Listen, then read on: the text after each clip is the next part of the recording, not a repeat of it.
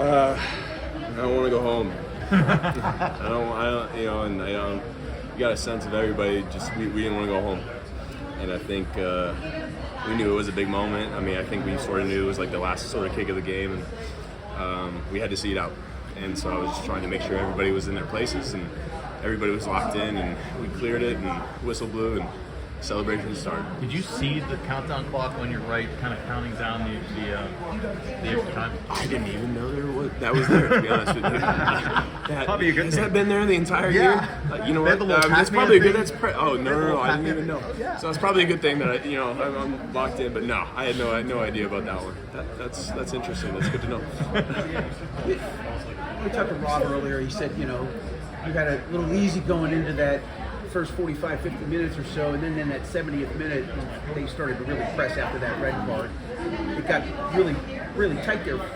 2 shots in that 3-minute sequence. Can you talk about both of those? Yeah, I mean, I think anytime you go up a man, it's great, but it also, it intensifies the game for the other team, right? And I think for us, after that happened, I think we tried to, we have to keep our foot on the gas. Even when we're up a goal, we got to go on and get that second, maybe third, right?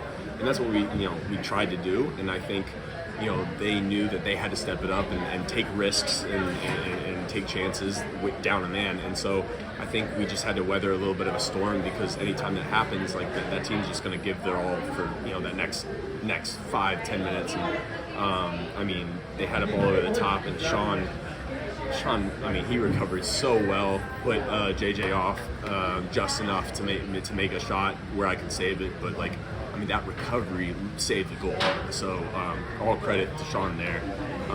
And the free kick, I mean, I don't even know about the foul or whatever, but I mean the wall did its job.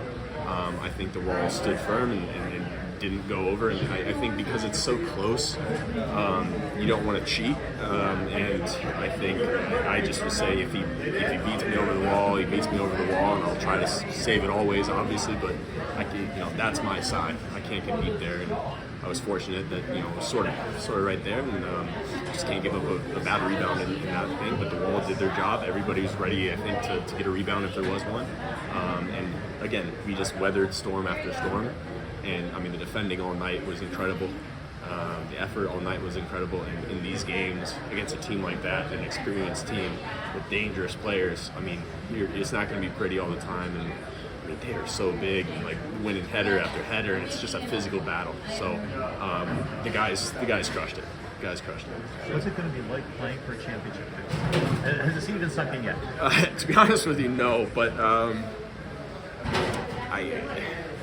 a little lost for words, because I think you don't get this opportunity a lot to have this to play for a championship in any sports. I think I think there are people that are lucky to go 10, 15, 20 years in a sport career and never have a chance to really play for a championship.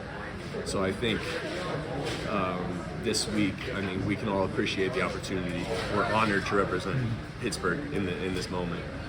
But it's something that I think these guys have earned, and we have earned, because I think it's just we just found a way. We found a way, and we want it. And so we can always be better. We can always, we're gonna have to step it up. But now we can just let it all go.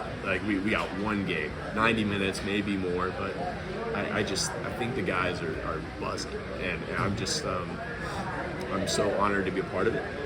And whatever I can do to help hopefully bring a championship to Pittsburgh, I'm going to be doing that this week, and I know the guys will be locked in, and we got to step up another level now.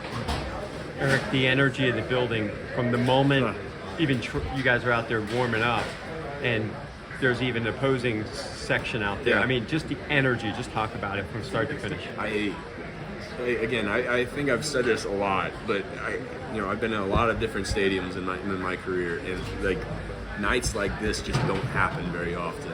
And the fans tonight made this an amazing night, and I can't say thank you enough, and none of us players can say thank you enough.